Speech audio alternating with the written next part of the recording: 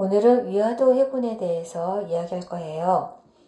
이성계의 위화도 해군이 역성혁명을 가져오게 되지요. 고려라는 나라가 없어지고 조선이라는 나라가 세워지는 배경이 됩니다. 고려 말은 무신정권, 몽골 제국과 대몽항쟁, 그리고 원나라에서 명나라로 교체되는 시기였고, 일본의 남북조 시대로 인한 지속적인 외세의 침략과 건문세족들의 사치 및 무능함으로 혼란스러운 때였어요. 이러한 패단을 개혁하기 위하여 공민왕이 여러 가지 노력을 하였지만 시해당하면서 공민왕의 개혁 정신은 끝나죠. 이 시기는 홍건적과 왜구, 그리고 몽골의 잔당인 북원과 여진족의 반란군 등이 사방에서 공격을 해와요. 고려 말은 정도전, 남은 등 과격한 급진개혁파가 출현하게 했고요. 왜구의 침입에서 황산대첩 등 대규모 전투를 승리로 이끌면서 힘과 입지를 키운 이성계, 조민수 등 신진 무장 세력이 탄생하게 됩니다.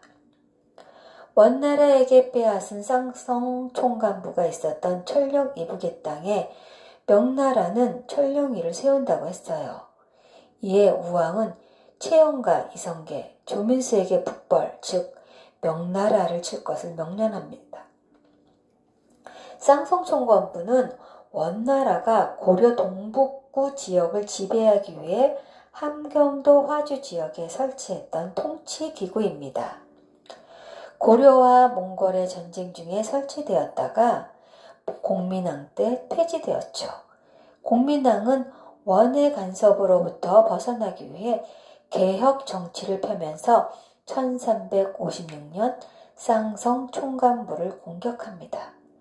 당시 쌍성 총관부의 천호였던 이자추는 공민왕을 도와 쌍성 총관부에서 원을 몰아냅니다. 이런 공로로 이자춘의 아들 이성계는 고려의 중앙 정치로 나가게 되지요. 쌍성 총관부의 청렬위를 세운다고 하는 것은 빼앗겠다는 이야기죠.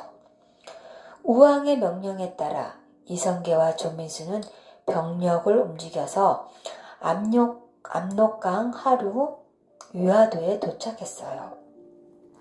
최영은 우왕과 함께 있으면서 명령만 내리고 있었던 상황이고요. 막상 위화도에 도착하니 압록강에 물이 불어나 건너기 어려웠습니다. 이성계는 사불가론을 내세워 요동 정벌을 중단할 것을 요구하였어요. 사불가론 내용은요, 작은 나라로 큰 나라를 거스르는 것은 옳지 않다. 두 번째, 여름철에 군사를 동원하는 것은 옳지 않다. 세 번째, 온 나라의 병사를 동원해 원정을 하면 외적이 그 허술한 틈을 타서 침범할 염려가 있다. 네 번째, 무덥고 비가 많이 오는 시기이므로 활의 악효가 풀어지고 병사들도 전염병에 시달릴 염려가 있다. 이성계는 너무 힘들었을 거예요. 어쩌면 이 말은 절박한 심정에서 나오는 말일 수도 있겠죠. 그대로 돌격하자니 군사들은 다 죽어나갈 것만 같고, 가만히 있자니 전염병과 식량이 문제이고, 이성계는 결단을 해야만 했어요. 서경에 있던 최영과 우왕은 허락하지 않았고 진군하라는 명령만 내렸거든요. 전쟁을 하려면 아군의 안위가 일단은 확보가 되어야 승전을 기대할 수 있잖아요. 이런 이성계에게 정도전은 긴밀한 연락을 줍니다. 회군에서 개경으로 오라고. 군대를 이끌고 개경으로 가면 왕명에 황명하는 것인데 말이죠. 이성계는 고심 끝에 위화도에서 회군을 결정합니다. 이 내용은 현기영의 겨울살이에서 나오는 이야기를 인용하면요. 제일 나이 어린 후배 김이 느닷없이 오늘은 기분도 그렇잖고 하니 안주로 성게고기를 씹자고 한다.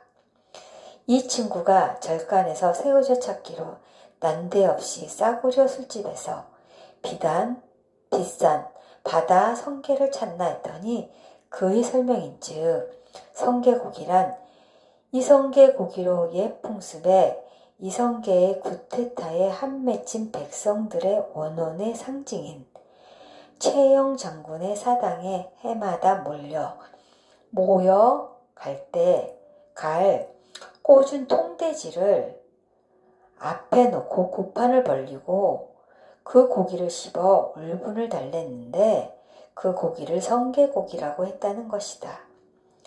침울해 있던 우리는 그 기발한 제의에 눈이 번쩍 뜨였다는 이야기가 나옵니다. 위화도 해군은 모든 구테타가 그렇듯이 내부적으로 은밀히 준비를 하고 있던 세력이 있었던 것 같아요. 그 사람들이 바로 급진개혁파 사대부 정도준을 중심으로 한 조준 등의 세력과 신흥 무인 세력 이성계였어요. 급진개혁파에서는 나라의 운명을 바꾸기 위해서는 경제적인 것도 필요했지만 무엇보다도 필수한 것은 군사력이었을 것입니다. 이에 정도전은 이성계와 손을 잡고 새로운 나라를 꿈꾸는 것입니다. 이성계와 삼봉 전도전이 다리를 놔준 것은 포은 정몽주였어요. 이성계는 신진사대부와 절친한 관계를 유지하고 있었던 것입니다. 더욱이 포은 정몽주는 이성계가 아끼는 친구였어요. 위화도 해군으로 정계를 잡은 이성계와 정도전은 곧바로 조선 왕조를 개창하진 않습니다. 명분을 만들어야 했기 때문이죠.